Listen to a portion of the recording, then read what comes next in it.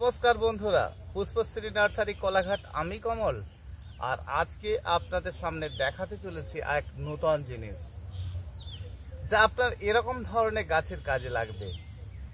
জবা, গোলাপ, ডালিয়া, যে কোনো সিজন ফ্লাওয়ার, একদম যে কোনো ফলের গাছ, সব কিছুর মধ্যে কাজে লাগবে আর ভীষণ কাজে লাগবে। তো সেই আমরা যে কোনো জিনিসকে তার ব্যবহার যেন সঠিক না জানতে পেরে কি দেখাচ্ছে আপনাদেরকে এটা। হ্যাঁ, আমি এই চুনের কথা বলছি। আর এই চুন আমরা ব্যবহার করি, কিন্তু এর সঠিক মানে জেনে করি না। আমরা কোনো এরকম মেজলার মধ্যে কি করি না, মেজলার মধ্যে জল ভরে দিয়ে তার মধ্যে আমরা খৈল ভিজিয়ে ফেলি। এরকম একটা মেজলা নিয়ে নিন, আর একদম অল্প পরিমাণে আপনি কি করেন, কোনো খাদ্য ভিজিয়ে দেন। খাদ্য ভিজানোর সঙ্গে চুন দেন নাকি? দেখুন, কতগুলো জিনিসের সিস্টেম আছে, আর সেই সিস্টেমকে আপনাকে মেনে চলতে হবে। কয়েকটি দিন আগে আমি পরীক্ষা করেছিলাম যে গাছের মধ্যে যদি চুনকে স্প্রে করা যায় তাহলে তার উপকার হয় কি না হয়। তাহলে আমরা যে কোনো চুন দোকান থেকে নিতে পারি, আর সেই চুনকে নিয়ে প্রথমত গাঢ় করে ভিজিয়ে রাখব, আর তার থেকে মাত্র অল্প করে নেব। পরিমাণ ঠিক কতটা? ওই ভেজা চুন থেকে নেব মাত্র দুটো আঙুলে চেপে ধরলে যতটুকু, অর্থাৎ 1 গ্রামের বেশি নয়। 1 গ্রাম সমান 2 লিটার জল। দেখতে পাচ্ছেন আমার হাতের মধ্যে চিটে রয়েছে, ঠিক যতটুকু, এটা 1 গ্রামের বেশি নয়। তাহলে আমরা যারা চুনকে গাছের মধ্যে দেব, গাছের পাতার মধ্যে স্প্রে করব, বিশেষ করে যাদের লঙ্কা গাছে কুঠে হয়ে রয়েছে, পেঁপে গাছের খারাপ অবস্থা রয়েছে, সব কিছুকে আমরা ঠিক করে নিতে পারবো। তার যে ফাঙ্গাস, যে গাছের মধ্যে, যে মাটির মধ্যে ভাইরাস, সমস্ত কিছু কিন্তু একদম দূরে চলে যাবে। কিন্তু এটা প্রয়োগ করার আগে কয়েকটা কথা বলি। ধরুন আপনি চুন দিচ্ছেন গাছের গোড়ায় বা পাতার মধ্যে, স্প্রে করে দিচ্ছেন। বলে দেবো আপনারা কিভাবে স্প্রে করবেন। এর সাথে সাথে কোনো নাইট্রোজেন জাতীয় খাদ্য দেওয়া যাবে না, ডিএপি, ইউরিয়া, 10-26 কোনো কিছুই না।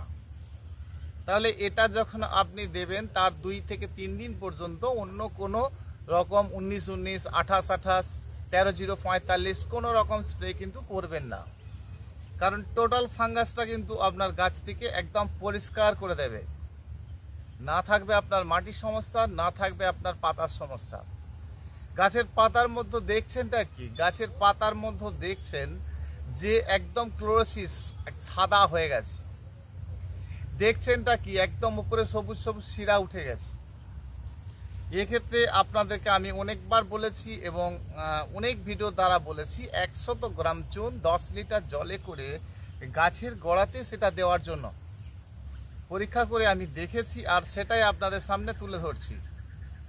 তাহলে আপনারা পাতার মধ্যে স্প্রে করবেন আর গাছের মধ্যে রোগ মুক্ত করতে পারবেন। গাছের পাতা একদম ফ্রেশ কাঁচা আমের মতো সবুজ করতে পারবেন। গাছের ফুলকুড়ির বেশি বৃদ্ধি হবে। বিশেষ করে মিলিবাগের আক্রান্ত, অন্যান্য প্রকার যে সমস্যা, সব কিছু আপনারা বুঝতে পারবেন। তার আগে যে বিষয়টা বলছি একটু দেখে নিন। আমি কয়েকটা দিন আগে পরীক্ষা করেছিলাম, সেই জিনিসটা আপনারা দেখুন, তাহলে বুঝতে পারবেন আপনারা কিভাবে দেবেন। বন্ধুরা, আমি ট্রাই করছি, দেখুন এরম ভেজানো চুন, আর এই চুন থেকে মাত্র দেখতে পাচ্ছেন আঙুলের মধ্যে যেটা চিটে রয়েছে, অর্থাৎ আমরা যদি এরকম দুটো আঙুল দিয়ে চেপে ধরি, যতটা উঠবে সেটা 1 গ্রামের বেশি না। হ্যাঁ, এবারে যেটা করব, এই যে জলটা দেখছেন, এটা 2 লিটার জল, মোটামুটি 2 লিটার জল। আর এটাকে আমি ওখানে হাতটা ধুয়ে ফেলব।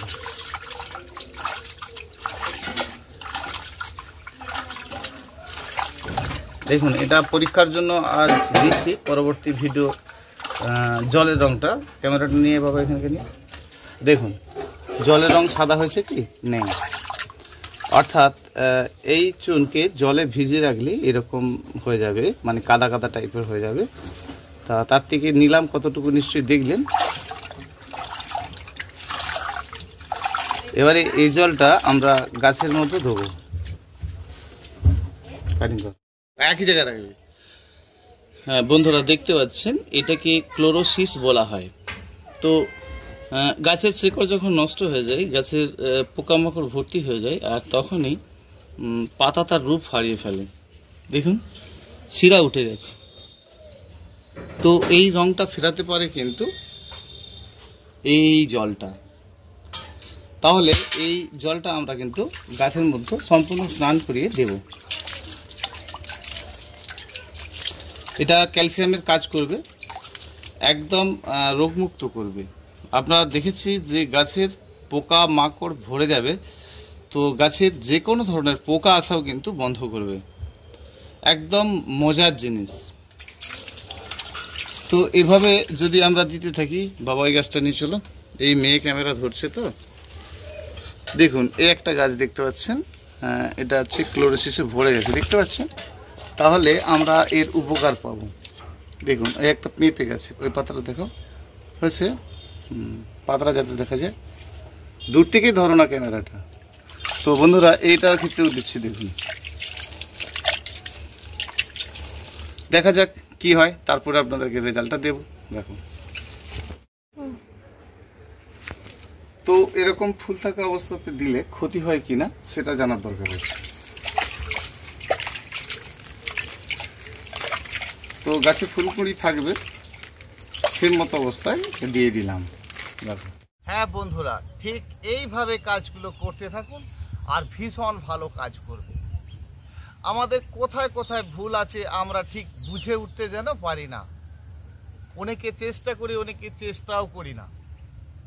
আমি আপনাদেরকে বলছি বিষয়গুলোকে ভালো করে একটু ভালো করে ভেবে নিন, ভালো করে একটা একটা করে পরীক্ষা করুন। বললাম কালকে সব করে ফেলবেন নয়, আপনি উপকার পেলে বারে বারে তাই করবেন। এটা দিলে আপনাকে গাছের ওষুধ দিতে হবে না, এ না। এটা আপনি দেবেন গাছের ফাঙ্গাস, গাছের সুস্থতার জন্য, গাছের গ্রোথ ভালোর জন্য আপনি দেবেন। এরপর আপনি যে কোনো ওষুধ দেবেন, কাজ হবে, দারুণ ভালো কাজ হবে। শুধু তাই নয়, যখন আপনারা এরকম মেজলার মধ্যে বা কোনো বালতির মধ্যে কি করেন, যে যদি আপনারা এরকম মেসলার মধ্যে নিচ্ছেন বনডাস্ট, সিংকুচি, খৈল ইত্যাদি ইত্যাদি 4-5 রকম 6 রকম খাদ্যকে ভিজিয়ে গাছে দিচ্ছেন, সাথে দিচ্ছেন কি না একটু ভাত বা চাল, পুকুরের পাঁক, তাহলে আমরা এরকম মাটির সাথে আরও কাজ নয়, এরকম শুধু জলের সঙ্গে খৈলকে ভিজিয়ে দেওয়া নয়, কিছুটা পচা মাটি আপনাকে ধরে নিতে হবে, করে নিতে হবে। তাহলে আপনি যখন কোনোটা কিছু মাটি নেবেন, কিছুটা মাটিকে এরকম জলে পচিয়ে রাখবেন 10-12 দিন আগে, তারপর এতে দেবেন আপনি খৈল। শুধু খৈলের জলকে পচিয়েও গাছে দিতে পারেন, কিন্তু যদি তার সাথে আপনি মাটিকে পচিয়ে দিতে পারেন, সাথে একটু চালকে পচিয়ে দিতে পারেন, বা ভাতকে পচিয়ে দিতে পারেন, যে কোনো কিচেন কম্পোস্টকে আপনি পচিয়ে দিতে পারেন, তার সাথে যদি আপনি আপনার এই দোকান থেকে খাদ্যগুলো নিয়ে এসে একই সাথে পচিয়ে দিতে পারেন, তাহলে আমরা ফার্স্ট পচিয়ে দিতে পারি। কিন্তু এগুলোকে অনেক দিন ধরে, কতদিন ধরে আমরা পাঁক পচিয়ে রেখেছি, মানে মাটিকে পচিয়ে পাঁক তৈরি করে ফেলেছি, সেটা কতদিন আগে? 10 দিন আগে। কিচেন কম্পোস্ট পচিয়েছি কতদিন আগে? 10 দিন আগে। কিন্তু সাথে যখন আমি কোনো রাসায়নিক বা অন্য কিছু দিতে যাব, সেটা কতদিন পচাবো? 3 দিনের বেশি নয়। তাহলে আমরা কীরকম দেব? খৈল দেব, বনডাস দেব, যাই দেব না কেন, সেটা কিন্তু 3 দিনের বেশি পচানো যাবে না। 3 দিন থেকে 10 দিনের মধ্যে সেটা আপনাকে দিয়ে দিতে হবে। তাহলে মূল যে বিষয়টা দাঁড়াচ্ছে, সেটা আমি আপনাদেরকে বললাম কেন, এর সাথে নাইট্রোজেন জাতীয় খাদ্য যদি আপনি দিয়ে থাকেন, তাহলে এই পচানো খাদ্যের সাথে কিন্তু আপনার চুনটা দেওয়া যাবে না। তাহলে আপনি এই ধরুন আপনি 10-26 বা 28 গোমর এই জলটার সাথে দিয়েছেন, সাথে কিন্তু আপনি এই চুন দেবেন না, তাহলে কিন্তু এটা ক্ষতি। তাহলে আমরা যে কোনো জৈব তরল সার বা কীটনাশক তরল সার যাই বানান না কেন, তাহলে আমরা জৈব তরল সারের সাথে কিন্তু চুনটা দিতে পারি। কিন্তু যখনই দেখব যে রাসায়নিক কিছু জৈব যখন আমরা তরল সার বানাতে যাব, তার সাথে কিন্তু কখনোই আমরা চুনটা দেব না। তাহলে আপনারা যখন গাছে স্প্রে করবেন যেভাবে বললাম, তাহলে আপনারা কিন্তু তার 1-2 দিন অন্তত যে কোনো রাসায়নিক স্প্রে বন্ধ করবেন, তাহলে কিন্তু আপনি দারুণ কাজ পাবেন। মোটামুটি বিষয়গুলো ক্লিয়ার হয়েছেন যে কি বলতে চাইলাম। তার মানে আপনি সবকে ঠিকঠাক করে নিতে হবে।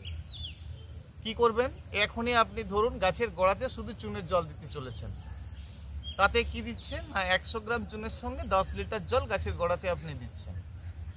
সেক্ষেত্রে কি আপনি আবার ওই সাথে কি কিছুটা নাইট্রোজেন স্প্রে করে দিতে পারবেন? না, দেবেন না। তাহলে কিন্তু সেটা গাছের ক্ষতি। দুটোর একটা কাজ আপনি একদিন করুন।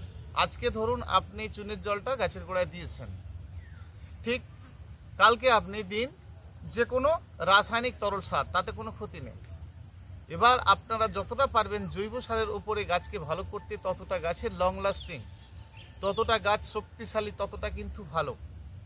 তাহলে এই কয়েকটা বিষয় করলে কিন্তু আমরা দারুণ করে নিতে পারবো।